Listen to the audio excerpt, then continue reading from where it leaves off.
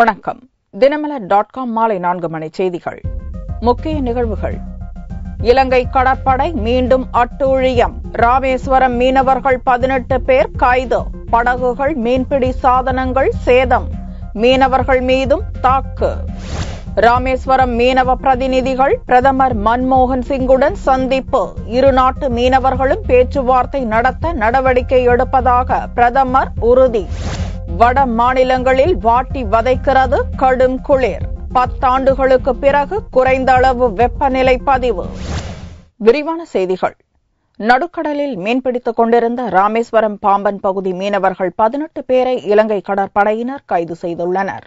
ராமேஸ்வரம் சங்குமால் கடற்கரை துறைமுக பகுதியிலிருந்து ஞாயிற்றுக்கிழமையன்று 3 படகுகளில் 18 மீனவர்கள் கடலுக்குள் மீன்பிடிக்க சென்றனர். கச்சத்தீவு அருகே மீன்பிடித்துவிட்டு திங்கட்கிழமை காலை மீனவர்கள் கரைக்கு திரும்பினர். அப்போது அங்கு ரோந்து பணியில் ஈடுபட்ட இலங்கை கடற்படையினர் எல்லை தாண்டி மீன்பிடித்ததாக கூறி மீனவர்கள் 18 பேரையும் கைது செய்து அவர்களிடமிருந்த மீன்களையும் கைப்பற்றினர். கடந்த 2 நாட்களில் தமிழக மீனவர்கள் 40 பேரை இலங்கை கடற்படை கைது செய்துள்ளது மீனவ கிராம மக்களிடையே கொந்தளிப்பை ஏற்படுத்தியுள்ளது. இதனிடையே மீனவர்கள் கைது சம்பவம் குறித்து செய்தியாளர்களிடம் பேசிய மத்திய தொழில்துறை இணை அமைச்சர் சுதர்சன நாச்சியப்பன், மீனவர் பிரச்சினைக்கு தீர்வு காண்பதற்காக வரும் ஜனவரி மாதம் இரு நாட்டு மீனவர்கள் கலந்து கொள்ளும் பேச்சுவார்த்தை கூட்டம் சென்னையில் நடத்த இருப்பதாக கூறினார். மாநில அரசு ஒத்துக்கொண்டிருக்கிறார்கள். அவர்கள் ஜனவரி மாதம் 20ஆம் தேதி அன்றைக்கு பேசலாம். அன்றைக்கு நாங்கள் தமிழகத்துடைய மீனவர்களை தயார் செய்கிறோம். சென்னைக்கு அங்கு இருக்கக்கூடிய இலங்கையில் இருக்கக்கூடிய மீனவர்கள் வரலாம் அப்படின்னு இப்பதான் மத்திய அரசுக்கு சொல்லி இருக்கிறார்கள். அதனால 20ஆம் தேதி இன்றைக்கு பேச்சுவார்த்தை நேர கட்டத்தில் இது பற்றிய முடிவெடுக்கப்படும். இலங்கை கடற்படையினரால் மீண்டும் மீனவர்கள் கைது செய்யப்பட்ட சம்பவம் மீனவர்களிடம் கொந்தளிப்பை ஏற்படுத்தியுள்ளது. ராமேஸ்வரம் மீனவ பிரதிநிதிகள் பிரதமர் மன்மோகன் சிங்கை நேரில் சந்தித்தனர். இரு நாட்டு மீனவ பிரதிநிதிகளின் பேச்சுவார்த்தைக்கு விரைந்து ஏற்பாடு செய்வதாக பிரதமர் உறுதியளித்துள்ளார். ராமேஸ்வரம், புதுக்கோட்டை, நாகப்பட்டினத்திலிருந்து மீன்பிடிக்க செல்லும் தமிழக மீனவர்களை இலங்கை கடற்படையினர் கைது செய்வது தொடர்கதையாக நடந்து வருகிறது. இந்நிலையில் பிரதமர் மன்மோகன் சிங்கை காங்கிரஸ் எம்பி அழகிரி தலைமையில் ராமேஸ்வரம் மீனவர்கள் திங்களன்று டெல்லியில் சந்தித்து பேசினர். அப்போது இலங்கை கடற்படையினர் தங்களை அத்துமீறி கைது செய்வதால் மீன்பிடி தொழில் நசிந்து வருவதாக பிரதமரிடம் மீனவர்கள் வேதனை தெரிவித்தனர். இலங்கை சிறைகளில் அடைக்கப்பட்டிருக்கும் தமிழக மீனவர்களை விடுவிக்கவும், இலங்கை வசம் இருக்கும் படகுகளை மீட்கவும் உடனடி நடவடிக்கை மேற்கொள்ளவும் மீனவ பிரதிநிதிகள் வலியுறுத்தினர். இரு நாட்டு மீனவர்களின் சந்திப்புக்கு ஏற்பாடு செய்ய வேண்டும் எனவும், அதன் மூலமே அனைத்து பிரச்சினைகளுக்கும் தீர்வு காண முடியும் என்றும் மீனவர்கள் தெரிவித்தனர். பாரம்பரியமாக தமிழர்கள் மீன்பிடித்து வரும் கடல் பகுதியில் தொடர்ந்து தொழில் செய்வதை உறுதி செய்ய நடவடிக்கைகள் மேற்கொள்ள வேண்டும் என்றும் மீனவர்கள் வலியுறுத்தினர். மீனவர்களின் கோரிக்கைகளை பரிவுடன் கேட்ட பிரதமர் மன்மோகன் சிங் இலங்கை சிறைகளில் வாடும் மீனவர்களை மீட்கவும் இரு நாட்டு மீனவர்கள் சந்திப்புக்கும் ஏற்பாடு செய்வதாக உறுதியளித்தார். Today we met a honorable Prime Minister regarding Tamil Nadu fishermen issue in Sri Lanka to solve that problem. For the past 6 months, more than 300 fishermen were arrested and 40 boats were seized by the Sri Lankan government. So we conveyed these matters to Honorable Prime Minister. He told us that he is aware of this matter. In a very short period, Sri Lankan fishermen and Tamil Nadu fishermen will sit and come to a conclusion how to solve this problem. But in the state government, in Tamil Nadu state government, Jayalalitha government, till now they are not fixing the date. So we inform the Prime Minister to insist the Tamil Nadu Chief Minister to fix the date. 2 தினங்களுக்கு முன் திமுக MP TR Balu தலைமையில் காரைக்கால், நாகப்பட்டினம் மீனவர்கள் மன்மோகன் சிங்கை சந்தித்து இதே கோரிக்கைகளை வலியுறுத்தினர் என்பது குறிப்பிடத்தக்கது. வட மாநில மக்களை கடும் குளிர் வாட்டி எடுத்து வருகிறது. டெல்லியில் குறைந்தபட்ச வெப்பநிலை 2.4 டிகிரி செல்சியஸாக பதிவானதால் உறைந்து போகும் அளவுக்கு குளிர்காற்று வீசியது. குளிர்காலம் துவங்கியதிலிருந்து வட மாநிலங்களில் கடந்த சில நாட்களாக வெப்பநிலை படிப்படியாக குறைந்து வருவதால் மக்கள் கடும் அவதிப்பட்டு வருகின்றனர். டெல்லியில் ஞாயிறன்று 4.5 டிகிரி செல்சியஸாக பதிவான குறைந்தபட்ச வெப்பநிலை திங்களன்று 2.4 டிகிரி செல்சியஸாக மேலும் சரிந்தது. இது இயல்பை காட்டிலும் 5 டிகிரி செல்சியஸ் குறைவு என்பதால் சில்லென்று குளிர்காற்றுடன் பனிமூட்டமும் காணப்பட்டது. டெல்லியை பொறுத்த அளவில் கடந்த 10 ஆண்டுகளில் திங்களன்றுதான் மிகவும் குறைந்த அளவு வெப்பநிலை பதிவாகியது. உலக அதிசயம் தாஜ்மஹால் அமைந்துள்ள ஆக்ராவில் ஞாயிறன்று இரவு நேர வெப்பநிலை 1.4 டிகிரி செல்சியஸாக பதிவானதால் சுற்றுலா பயணிகள் நடுநடுங்கி போயினர். ஜம்மு காஷ்மீர் மாநிலத்தில் லே பகுதியில் குறைந்தபட்ச வெப்பநிலை -16 டிகிரி செல்சியஸாக பதிவாகியது. இது இந்த சீசனின் மிக குறைந்த அளவாகும். ஸ்ரீநகரில் -5.3 டிகிரி செல்சியஸாகவும் ஜம்முவில் 3.5 டிகிரி செல்சியஸாகவும் வெப்பநிலை பதிவாகியது. ஹரியானா மாநிலம் ஹிசார் நகரில் உறைய வைக்கும் அளவுக்கு -0.1 டிகிரி செல்சியஸாக குறைந்தபட்ச வெப்பநிலை காணப்பட்டது. பஞ்சாப் மாநிலம் அமிர்தசரஸ் நகரில் 0.8 டிகிரி செல்சியஸாகவும் பீகார் தலைநகர் லக்னோவில் 1.9 டிகிரி செல்சியஸாகவும் குறைந்தபட்ச வெப்பநிலை காணப்பட்டது. ராஜஸ்தான், ஹிமாச்சல பிரதேசம், உத்தரகாண்ட் மாநிலங்களிலும் வெப்பநிலை மிகவும் குறைந்திருந்தது. இன்னும் ஓரிரு தினங்களுக்கு கடும் குளிரான சீதோஷ்ண நிலையே வட மாநிலங்களில் காணப்படும் என்று டெல்லியில் உள்ள வானிலை ஆராய்ச்சி மையம் முன்னறிவிப்பு வெளியிட்டுள்ளது. டெல்லி முதல்வர் அரவிந்த் கெஜ்ரிவால் உடல்நிலை பாதிக்கப்பட்டுள்ளதால் தலைமைச் செயலகத்துக்கு வரவில்லை.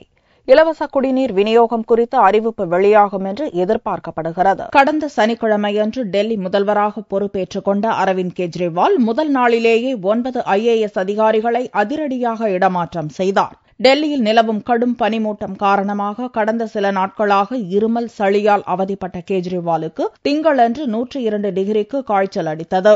வயிற்றுப்போக்கும் இருந்ததால் அவரை வீட்டிலேயே ஓய்வெடுக்கும்படி டாக்டர் அறிவுறுத்தியுள்ளார். सुबह से उसको हल्का हल्का माइल्ड डायरिया था. हमने कल रात से उनको एंटीबायोटिक पे डाल दिया था, लेकिन आज सुबह से उनको डायरिया सीवियर हो गया है. लेकिन हम उनका पल्स, BP वगैरह मेंटेन करे हुए हैं. And we are watching him constantly. अगर as and when required, हम यहीं पे उनको ड्रिप देने की शुरू करते हैं. இதனிடையே ட்விட்டர் மூலம் மக்களை தொடர்பு கொண்ட முதல்வர் கெஜ்ரிவால் திங்களன்று தண்ணீர் விநியோகம் குறித்த அறிவிப்பை வெளியிட தான் திட்டமிட்டிருந்ததாகவும் இந்நேரத்தில் தனது உடல்நிலை பாதிக்கப்பட்டு விட்டதாகவும் வருத்தம் தெரிவித்தார். திங்கள் மாலையில் காஜியாபாத்தில் உள்ள தனது வீட்டிலேயே டெல்லி குடிநீர் வாரிய அதிகாரிகளுடன் ஆலோசனை நடத்துவார் என்றும் அதைத் தொடர்ந்து ஒவ்வொரு வீட்டுக்கும் 700 லிட்டர் தண்ணீரை இலவசமாக விநியோகம் செய்வது குறித்த அறிவிப்பை வெளியிடுவார் என்றும் எதிர்பார்க்கப்படுகிறது. முதல்வர் கெஜ்ரிவால் அளித்த உறுதிமொழிக்கு பிறகும் அவரது வீட்டின் முன் 2வது நாளாக டெல்லி போக்குவரத்து கழக ஒப்பந்த ஊழியர்கள் போராட்டத்தில் ஈடுபட்டனர். டெல்லி போக்குவரத்து கழகத்தில் ஒப்பந்த பணியாளர்களாக பணியாற்றும் நூற்றுக்கணக்கான ஊழியர்கள் தங்களை நிரந்தரப்படுத்த கோரி ஞாயிறன்று காஜியாபாத்தில் உள்ள முதல்வர் அரவிந்த் கெஜ்ரிவால் வீட்டை முற்றுகையிட்டு போராட்டம் நடத்தினர். அப்போது அவர்கள் மத்தியில் பேசிய கெஜ்ரிவால், அரசின் ஒட்டுமொத்த கட்டமைப்பை முறைப்படுத்தி அமைக்க தனக்கு 10 நாட்கள் அவகாசம் தேவைப்படுவதாகவும் அதன் பிறகே மக்களின் பிரச்சினைகளுக்கு தீர்வு காண முடியும் என்றும் அதற்கு மக்கள் ஒத்துழைக்க வேண்டும் எனவும் வேண்டுகோள் விடுத்தார். கெஜ்ரிவால் உறுதியளித்த பிறகும் 2வது நாளாக அவரது வீட்டு முன் டெல்லி போக்குவரத்து கழக ஒப்பந்த பணியாளர்கள் கோஷங்களை முழங்கிய வண்ணம் அமைதி வழி போராட்டத்தில் ஈடுபட்டனர். हम सिर्फ एक ही मुद्दे को लेकर यहाँ पे आए थे कि ठेकेदारी प्रथा को हटाया जाए. अगर ठेकेदारी प्रथा दिल्ली से हट जाती है, पूरे भारत से हट जाती है, तो बहुत सारी जो शोषण कर्मचारियों का हो रहा है सभी विभागों में, तो वो शोषण कुछ हद तक बहुत लगाम हो जाएगा. ஞாயிறன்று கெஜ்ரிவால் வீட்டு முன் ஆயிரக்கணக்கானவர்கள் திரண்டதால் பெரும் குழப்பம் காணப்பட்டது. அதைத் தொடர்ந்து கூட்டத்தை ஒழுங்குபடுத்தவும் போக்குவரத்தை சீர்படுத்தவும் டெல்லி போலீசுக்கு கெஜ்ரிவால் உத்தரவிட்டதை அடுத்து அவரது வீட்டு முன் போலீசார் பாதுகாப்பு பணியில் ஈடுபட்டனர். கெஜ்ரிவால் வீடு அமைந்துள்ள அடுக்குமாடி குடியிருப்பு வளாகத்தின் வெளியே மெட்டல் டிடெக்டர் நுழைவாயிலும் அமைக்கப்பட்டது. போலீசாரின் அத்துமீறல் உள்ளிட்ட 10 அம்ச கோரிக்கைகளை வலியுறுத்தி சென்னையில் ஆட்டோ டிரைவர்கள் ஆர்ப்பாட்டம் நடத்தினர். தமிழக அரசு அறிவித்த மீட்டர் கட்டணத்தை ஆட்டோ ஓட்டுநர்கள் அமல்படுத்தவில்லை என்றால் SMS புகார் தெரிவிக்கலாம் என்று போலீசார் அறிவித்திருந்தனர். இதையடுத்து SMSகளின் அடிப்படையில் போலீசார் நடவடிக்கை எடுத்தனர். இதற்கு எதிர்ப்பு தெரிவித்தும் தங்களது உறவினர்கள் மாதாந்திர அடிப்படையில் பள்ளி குழந்தைகளை ஏற்றிச் செல்லும் போது ஆட்டோ மீட்டர் போடவில்லை என்று போலீசார் நடவடிக்கை எடுப்பதை கண்டித்தும் சென்னை சேப்பாக்கத்தில் ஆட்டோ ஓட்டுநர்கள் ஆர்ப்பாட்டம் நடத்தினர். சென்னை நகரில் ஆட்டோ மீட்டர் கட்டணம் சோதனை என்கிற பெயரால் காவல்துறை நடத்தும் அட்டூழியங்களும் அநியாயங்களும் அராஜகங்களும் இன்றைக்கு நாளுக்கு நாள் பெருத்துக் கொண்டே இருக்கிறது. இந்த அக்கிரமத்தை கண்டித்துதான் இந்த ஆர்ப்பாட்ட கூட்டம் இங்கே ஏற்பாடு செய்யப்பட்டு நடந்து கொண்டிருக்கிறது. ஆட்டோ ஓட்டுநர்கள் மீது பொய் வழக்கு போடுவதால் வாடகைக்கு ஆட்டோ ஓட்டுபவர்களின் நிலை பரிதாபமாக இருப்பதாகவும் டிரைவர்கள் தெரிவித்தனர். போலீசார் மடக்கி கேட்டாங்க, இது மாதிரி மீட்டர் போட்டாரு. ஒரு போலீசார் வந்து பார்த்தாரு, மீட்டர் போடல. அதுக்கோசம் போய் சார் மீட்டர் போடல சார், அப்படியே ஜீப்புக்கு முன்னே ஓரம் கட்டுன்னு சொன்னார். நான் சொன்னேன் சார் என் ஒய்ஃப் சார்ன்னு சொன்னேன். நான் அவர் என்ன அவங்கள சீட்டில் உட்காந்துக்கிறேன். என் ஒய்ஃபை ஏங்க உங்கள் ஹஸ்பண்டான்னு கேட்காரு. இன்னொருத்தன் ஒய்ஃபை நான் ஒய்ஃப்னு சொன்னேன். நான் செருப்பு கட்டி அடிக்க மாட்டாங்களா? என் ஒய்ஃபு தானே நான் ஒய்ஃப்னு சொன்னேன். அதை அவர் சந்தேகம் அக்கா தங்கச்சின்னா ஏமாத்தலாம், ஒய்ஃப்னு சொன்னா ஏமாத்த முடியுமா? சின்ன குழந்தைகிட்ட போய் உங்க அப்பாவான்ட்டு, அது ரொம்ப தப்பு. அதை கண்டிக்கணும். அதை இந்நிலையில் மெரினா கடற்கரை காமராஜர் சாலையில் திடீர் மறியலில் ஈடுபட்ட ஆட்டோ ஓட்டுநர் போலீசார் இடையே தள்ளுமுள்ளி ஏற்பட்டது. ஒரு கட்டத்தில் லேசான தடியடி நடத்தி போலீசார் கூட்டத்தை கலைத்தனர். சென்னை முழுவதும் பல்வேறு இடங்களில் ஆட்டோ ஓட்டுநர்கள் ஆர்ப்பாட்டம் நடத்தியதால் அந்தந்த பகுதிகளில் போக்குவரத்து பாதிக்கப்பட்டது. ஆட்டோ மீட்டர் கட்டணம் அறிவிக்க வேண்டும் என்று ஆட்டோ சங்கத்தினர் உச்சநீதிமன்றம் வரை சென்று போராடினர் என்பது குறிப்பிடத்தக்கது. உடற்கல்வி ஆசிரியர் மற்றும் சிறப்பாசிரியர் பணியிடங்களை நிரப்ப வலியுறுத்தி வேலையில்லா உடற்கல்வி ஆசிரியர் சங்கத்தினர் ஆர்ப்பாட்டம் நடத்தினர். நடுநிலை, உயர்நிலை, மேல்நிலை பள்ளிகளில் உள்ள உடற்கல்வி, தையல், ஓவியர், இசை உள்ளிட்ட சிறப்பாசிரியர் பணியிடங்களை நிரப்புவதற்கான அரசாணை 2012-13 வெளியானது. ஆனால் இதுவரை காலியாக உள்ள பணியிடங்களை நிரப்பவில்லை என்றும் உடனடியாக பதிவு மூப்பு அடிப்படையில் பணி நியமனம் செய்ய வேண்டும் என்றும் வலியுறுத்தி திங்களன்று டிபிஐ வளாகத்தில் உள்ள ஆசிரியர் தேர்வு வாரியம் முன்பு வேலையில்லா உடற்கல்வி ஆசிரியர் மற்றும் தமிழ்நாடு உடற்கல்வி இயக்குநர்கள் இணைந்து ஆர்ப்பாட்டத்தில் ஈடுபட்டனர். அனைத்து காலி பணியிடங்களை நிரப்புவதற்கு ஒவ்வொரு வருடமும் அரசாணை வெளியிடப்படும். இதேபோல் 2750 உடற்கல்வி ஆசிரியர் பணியிடங்கள் நிரப்புவதற்கு அரசாணை வெளியிடப்பட்டது. ஆனால் இதுவரையில் ஆசிரியர் தேர்வு வாரியம் நிரப்புவதற்கு எந்த நடவடிக்கை எடுக்கப்படவில்லை. மற்ற ஆசிரியர் பொறுத்தமட்டில் ஒவ்வொரு ஆண்டும் காலி பணியிடங்கள் நிரப்பிக் கொண்டு வருகிறது. உடற்கல்வி ஆசிரியர் மற்றும் சிறப்பு ஆசிரியர் பொறுத்தவரையில் ஒரு டெஸ்ட் தேர்வோ அதே நேரத்தில் எழுத்து தேர்வோ எந்த தேர்வு இல்லாமல் வேலைவாய்ப்பு மாநில பணிமூப்பு பட்டியல் அடிப்படையில் பணியிடங்கள் நிரப்பப்படும். தங்கள் கோரிக்கைகளை நிறைவேற்றாவிட்டால் வரும் ஜனவரி மாதத்தில் பெரிய அளவில் போராட்டம் நடத்தப்படும் என்றும் ஆர்ப்பாட்டக்காரர்கள் தெரிவித்தனர். பொங்கல் பண்டிகையை முன்னிட்டு தஞ்சையில் வெல்லம் தயாரிக்கும் பணியில் தொழிலாளர்கள் முழுவீச்சில் ஈடுபட்டுள்ளனர். தமிழகத்தில் 1000 ஆண்டுகளுக்கு முன்பே வெல்லம் பயன்படுத்தப்பட்டதாக கூறப்படுகிறது. வாதம் மற்றும் செரிமான பிரச்சனைகளுக்கு மருந்தாகவும் வெல்லம் பயன்படுகிறது. கரும்பு சாறு மற்றும் பதநீர் கொண்டு தயாரிக்கப்படும் வெல்லம் சர்க்கரை பொங்கல் உட்பட பல்வேறு இனிப்பு உணவுகள் செய்வதற்கும் பயன்படுகிறது. தஞ்சை மாவட்டத்தில் பல இடங்களில் கரும்பு தோட்டம் அருகே கொட்டகை அமைத்து வெல்லம் தயாரிக்கும் பணியில் தொழிலாளர்கள் மும்மரமாக ஈடுபட்டுள்ளனர். கரும்பு சாறு எடுத்து அகண்ட பாத்திரத்தில் ஊற்றி 200 டிகிரி செல்சியஸ் வெப்பத்தில் சூடாக்கி பாகாக மாற்றுகின்றனர். அதை லேசான சூடுடன் கையில் உருட்டி உருண்டை வெல்லமும் அச்சுகளில் ஊற்றி அச்சு வெல்லமாகவும் தயாரிக்கின்றனர். இங்கு தயாரிக்கப்படும் வெல்லம் தமிழகம் முழுவதும் பல்வேறு மாவட்டங்களுக்கு அனுப்பப்படுகிறது. கரும்பை வெட்டி ஆலைகளுக்கு அனுப்புவதால் கிடைக்கும் வருவாயை விட வெல்லம் தயாரிப்பதால் அதிக லாபம் கிடைப்பதாக தொழிலாளர்கள் தெரிவித்தனர். எங்களுக்கு மில்லுக்கு வெட்டிவிட்டாக்க காசு சரியாக வர்றது கிடையாது. ஆகையினால பொங்கல், தீபாவளிக்கு வெல்லம், அச்சு வெல்லம் போடுவோம். அச்சு வெல்லம் போட்டு எங்களுக்கு போதுமான விலையும் கிடைக்கின்றது. வட்டு வெல்லமும் போடுவோம். அது கோயம்புத்தூர், ஈரோடு எல்லா சைடும் அனுப்புவோம். மருந்து பொருளாகவும் உணவு பொருளாகவும் பயன்படும் வெல்லத்தில் ரசாயன பொருட்கள் எதுவும் சேர்க்காததால் எளிதில் கெட்டு போகாது என்றும் தயாரிப்பாளர்கள் தெரிவித்தனர். தங்கத்தின் விலை திங்கட்கிழமையன்று ஒரு சவரனுக்கு 40 ரூபாய் குறைந்திருந்தது. ஒரு சவரன் தங்கம் 22,256 ரூபாய்க்கு விற்பனையானது. 1 கிராம் ஆபரண தங்கம் 2,782 ரூபாயாக இருந்தது. வெள்ளி கிராமுக்கு 40 காசுகள் குறைந்து 47 ரூபாய் 50 காசுகளுக்கு விற்பனையானது. பார்வெள்ளியின் விலை 44,435 ரூபாயாக இருந்தது.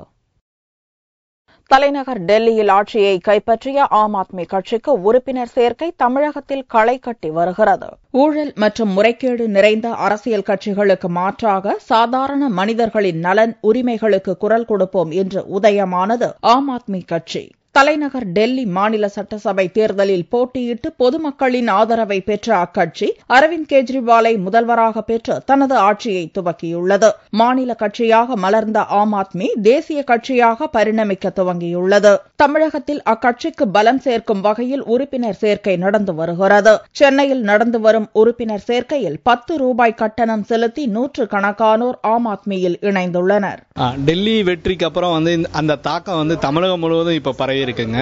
கிட்டத்தட்ட தமிழகம் முழுவதும் இப்போ ஒரு 35,000 மக்கள் இப்போ நேரடியா எங்க கிட்ட மெம்பர்ஷிப் ஆயிருக்காங்க. மக்களிடையே ஒரு மாயை உருவாக்கியிருக்காங்க. அதாவது தூய அரசியல் பண்ண முடியாதுன்னு சொல்லி, அந்த தூய ஊழலற்ற அரசியலை பண்ணவே முடியாதுன்ற ஒரு மாயை உருவாக்குனதுனால மக்களுக்கும் அந்த ஒரு அவநம்பிக்கை உருவாயிருச்சு.